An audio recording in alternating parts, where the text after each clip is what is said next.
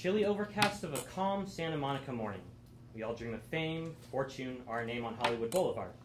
Daytime we hustle, nights we spend, California dream.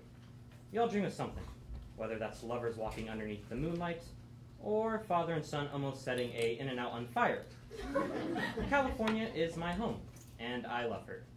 I am California grown. Well, no, not really. I've only spent 8 out of the 6,241 days I've been alive actually in California. And even just saying that, it sounds extremely insignificant and meaningless in the grand scheme of life. However, those 8 days in California have become the most important days in my life. And that's for one reason only. Legal marijuana. Wait, shit, no. I mean my dad. There we go. A lot of my relationship with my dad relates back to California. Whether that's him having to explain to my young 8-year-old brain how on earth time zones work, or him telling me that everyone in California is either a celebrity or someone who used to be a celebrity but is just now on crack. No matter the circumstances, he was what made those 8 days so special. Those 8 days were spread across the course of 3 different trips, which were all at 3 different points of our lives. So let's take things back to the beginning. California. What can I tell you? A lot! A lot! Yes, thank you. California. The Golden State. Most widely known for In-N-Out, the Hollywood sign, Charles Manson, and most recently, life-threatening wildfires. I mean, who wouldn't want to go to California? They have serial killers, deadly natural disasters, and most dangerously, Arnold Schwarzenegger as governor. But there's just something in the air in California that no other state has. And no, I'm not talking about the extreme air pollution problems they have there. I'm talking about how magical it is there, and how there's a type of energy in the people and places you see there. I mean, you can see it in everyone's eyes. Like, even babies in California have a complete life story and have already gone through several midlife crises.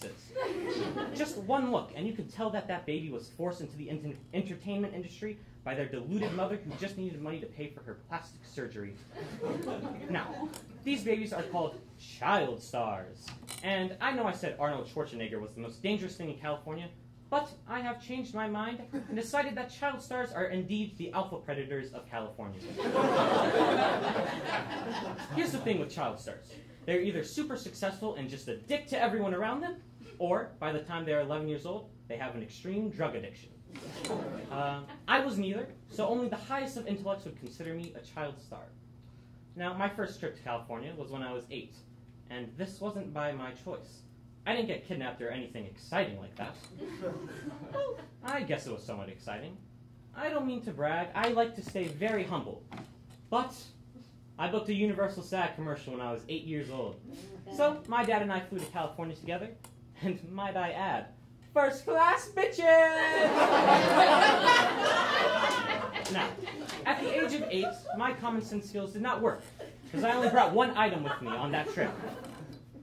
That was my beautiful, navy blue-haired, versatile, understanding, compactable, travel-sized, curvy wife that I've been madly in love with ever since my dad gave her to me for Christmas. Her name is Toshiba Portable DVD Player, 9-inch display, SDP95S. I would kill anyone for that lovely lady. Now, my mother and sister were never too fond of her, because one night, it was the first time I had introduced them to Toshiba, and it didn't go to plan. We were sitting there having spaghetti and meatballs for dinner, because that was Toshiba's favorite meal, so that we'd be able to do that Lady and the Tramp spaghetti thing. Then, while we were in the midst of sucking on the same string of spaghetti, my sister blurted out, "Evan, she's not real! You need to move on!" And I looked her dead in the eyes and I said, "Fuck you." She then proceeded to throw a meatball at my beautiful face, which ended up falling on beautiful Toshiba and spilling spaghetti sauce on her play button. So, I stood up, caressed Toshiba's beautiful, voluptuous screen. And since my family's Catholic, we have one of those small crucified baby Jesus things on our wall that are filled with holy water. So So, like the smart boy I am, I bathed and cleansed Toshiba in that holy water. Because you all know the saying, only holy water can get spaghetti sauce stains out of portable DVD players. And also since that moment, I have been an atheist ever since, so... So, there we are. Me, my newly baptized wife, and my bald dad, ready to take on California.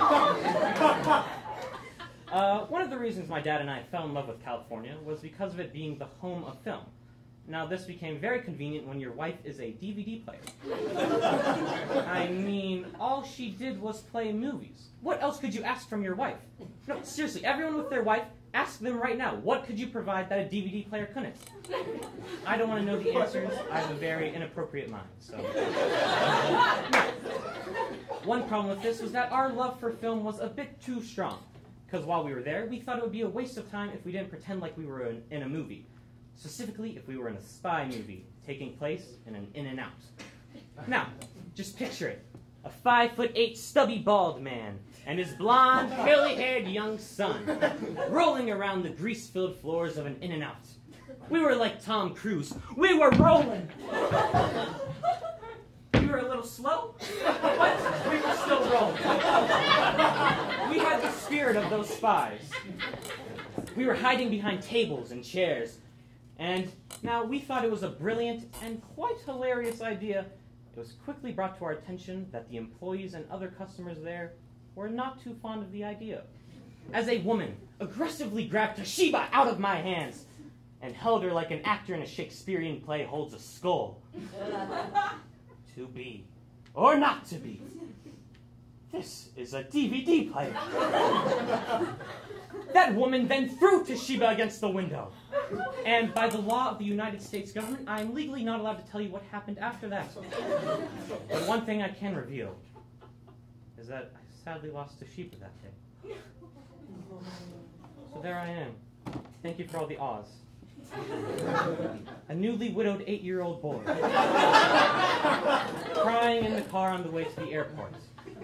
When I received the best compliment I could ever get. We were stopped at a red light, of course, because there are actually no green lights in Los Angeles. When some random man asked me to roll down my window, so like the smart, sophisticated, well-educated boy I am, I rolled down my window. And before I get to this next part, I want you all to observe me. I know we have spent probably a couple 6 minutes, but just take me in a little bit.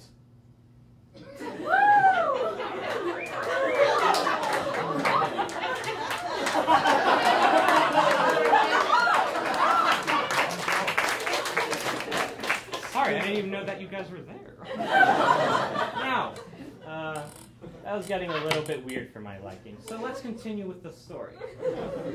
So this man asks me, you know what music is? I said, you know what? As a matter of fact, I do.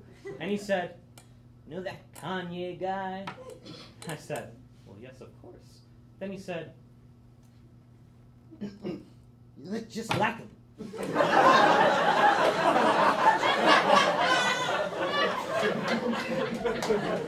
Are you two related in any way?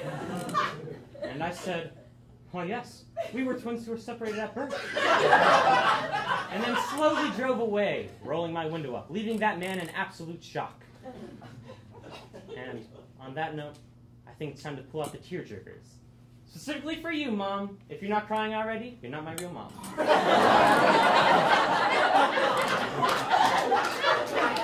And Dad, I would expect you to cry too, but I don't think in the 17 years of me living you have ever cried, so I'll let it slide. Now, I've noticed that there are a couple of parallels between my relationship with my father and California. That even though they are thousands of miles away and not always with me, my love for them will never fade away. If anything, the more time I spend away from them, the stronger my love grows. So, thank you, California. And Dad, everyone turn and face the bald, short man.